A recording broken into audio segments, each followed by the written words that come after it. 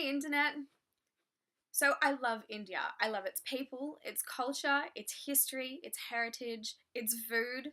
And recently I've started to become more interested and engaged with Indian media, Indian politics, and what's going on in India today.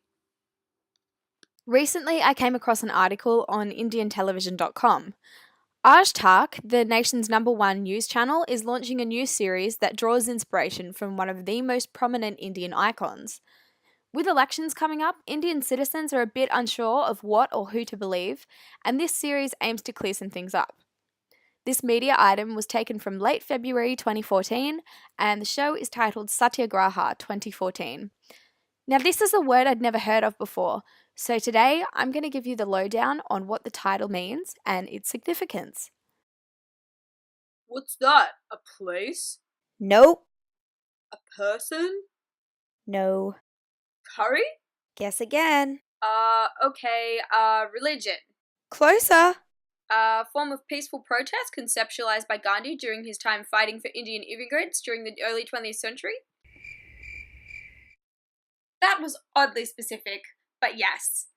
Let's take a closer look now at Satyagraha, the concept in its entirety, what it did for us in the 20th century, and the way it's helped us to rethink conflict resolution strategy. So, our story begins with this guy. And for those of you who don't know who he is, you have seriously been living under a huge rock and should probably go outside or read a book or do something constructive. So, Mohandas Gandhi was born in 1869 on the 2nd of October in Porbandar, India. After attending university, he went on to London to train as a barrister and returned to India in 1891. In 1893, he accepted a job at an Indian law firm in Durban, South Africa.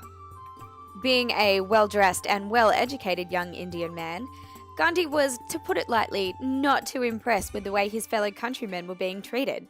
So there was a law in South Africa at the time known as the Asiatic Registration Law, almost simply known as the Black Act, and it kind of made life suck for Indian immigrants. When the Black Act was passed, all Indian citizens, young, old, men and women, were required by law to be fingerprinted by registration officers and also to carry documentation on them at all times, which was, kind of difficult for slaves and young Indian labourers. Gandhi was not down with this law, as you can probably imagine, and sought to provide justice for his Indian people. So it was here that Gandhi came up with the concept of Satyagraha. On the 11th of September 1906, September 11, Gandhi addressed a group of 3,000 Indians at a theatre in Johannesburg. He proposed a strategy of non-violence and non-violent action to oppose the oppressive government at the time. Okay, but what is it exactly?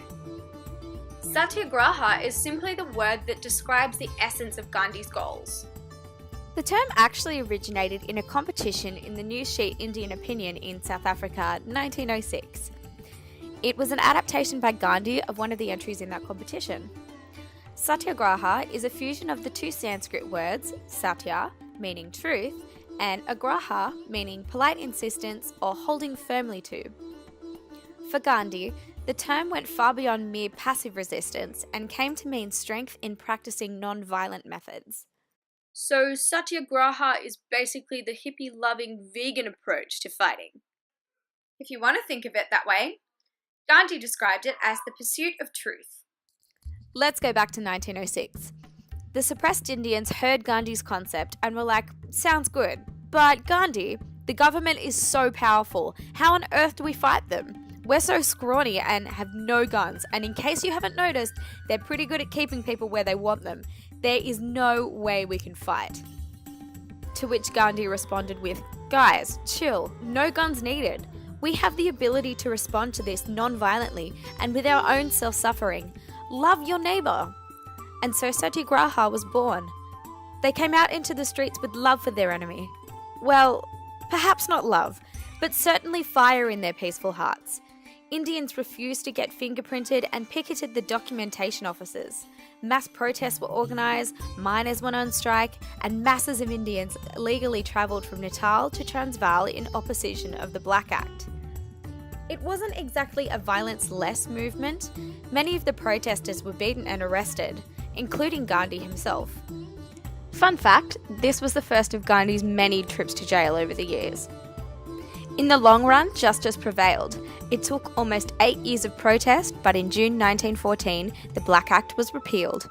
Gandhi had proven that non-violent protest could be immensely successful. So yeah, Gandhi was a peace-fighting badass, in the most non-violent of ways. By 1920, Gandhi was a dominant figure in Indian politics and had transformed the Indian National Congress. Satyagraha formed the basis of his program for peaceful non-cooperation with the British and included boycotts of British goods and institutions, like the Salt March of 1930. Even though a Hindu radical eventually killed 78-year-old Gandhi, his Satyagraha has revolutionized peace protest movements and our understanding of truth, justice, and the power of united arms. Many civil rights leaders, including Martin Luther King Jr.'s famous "I Dreamed a Dream" speech, use Gandhi's concept of nonviolent protest as a model for their own struggles. His influence on topics surrounding war, violence, peace, and freedom are some of the strongest in the 20th century and continue to prevail well into the 21st. Have you got that? In short, Satyagraha was a term coined by Gandhi. It means the pursuit of truth in the form of non-violent protest. It has helped to overthrow unjust laws both during Gandhi's lifetime and in peace movements thereafter. Which brings me right back to the media item I showed you before.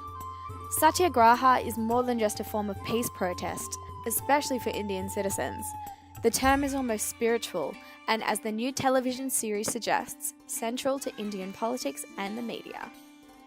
Satyagraha is more than just a concept. The launch of the new TV series that uses the concept as its title suggests that truth is central to Indian politics.